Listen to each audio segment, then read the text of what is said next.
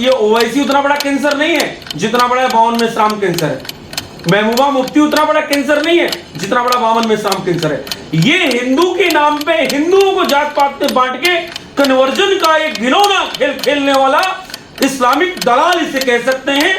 870 वर्ष की गुलामी है। 2014 में हमने आजादी की सांस लेना शुरू किया है। हिंदू शेर ने ब्राह्मणों को गरियाने वाले बामन मेश्राम को कैंसर क्यों कहा? गांधी को ढोंगी बताने वाले बामन मेश्राम पर कांग्रेस चुप क्यों है?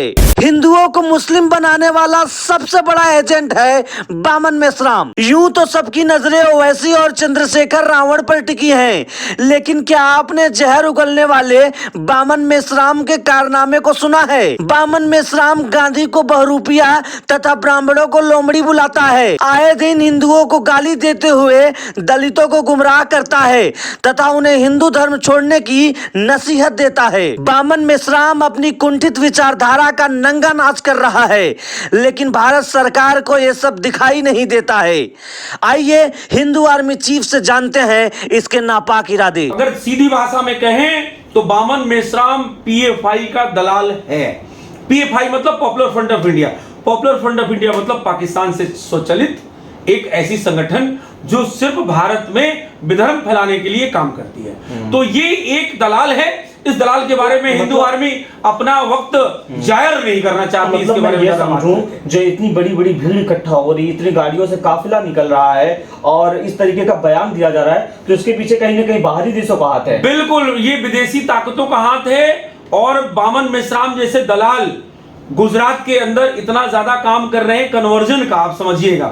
वो बोलते हैं, पहले तो दलित बोलेंगे, दलित बोल के उसको नमाज पढ़ाएंगे। हाँ, तो ये कुल मिला के एक तरह से कन्वर्जन का काम करता है। इस पे बहुत पैनी नजर रखने की जरूरत है भारत सरकार को। ये इतना बड़ा कैंसर बनेगा आने वाले वक्त में, जितना ये ओवैसी उतना बड़ा कैंसर नहीं है जितना बड़ा बावन मेश्राम कैंसर है। महबूबा मुफ्ती उतना बड़ा कैंसर नहीं है जितना बड़ा बामन मेश्राम कैंसर है। ये हिंदू के नाम पे हिंदुओं को जात पात में बांट के कन्वर्जन का एक घिनौना खेल खेलने वाला इस्लामिक दलाल इसे कह सकते हैं। ये दानवों का दलाल है, समझ लीजिएगा। और हमारे बीच में भेष बदल के कालनेमी की तरह रह रहा है। कोई कार्रवाई अब तक क्यों नहीं ऐसे लोगों पे जिनका आप जंतर मंतर पे बोलते हैं?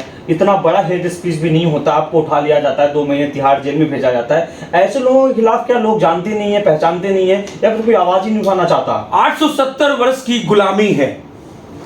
2014 में हमने आजादी की सांस लेना शुरू किया है। अभी भी पूर्णतः आजादी नहीं मिली है। कैसे कहें कि देश आजाद है? नहीं कह सकते। अभी भी हम नहीं कह सकते कि देश आजाद है। अभी भी हमें तमाम ऐसे कानून हैं, अंग्रेजी कानून, तमाम अंग्रेज ये जो तथाकथित सेकुलरिज्म के मानने वाले ये कॉकरोच, ये हमारे न्यायपालिका में, हमारे ब्यूरोक्रेट्स में, हमारे सिस्टम में बैठे हुए हैं। उनको निकालने में समय लगेगा भाई साहब। उसी का परिणाम है ये बामन मेश्राम, बाम सिप का अध्यक्ष कॉकरोच है। ये सिर्फ गंदगी फैलाएगा और ये कैंसर है, ये कैंसर बन जाएगा। इससे सावधान होने की जरूरत है भारत सरकार को। और ये कहता है कि हिंदू कोई धर्मी नहीं है, और दूसरी तरफ ये जो हिंदू हैं, अगर वो सेकुलर होते हैं तो ये कितना खतरनाक साबित हो सकता है। इसको हिंदू आर्मी के हत्थे चढ़ने दीजिए, इसको समझाएंगे कि हिंदू धर्म नहीं है। क्योंकि कृष्ण के हाथ में चक्र था, भगवान राम के हाथ में धनुष था। ये भगवान राम का और कृष्ण की भूमि है। और यहाँ पे जिस व्यक्ति ने ये कहा कि भगवान अस्तित्व नहीं है, वो आदमी का पतन हो गया। साक्षात सोनिया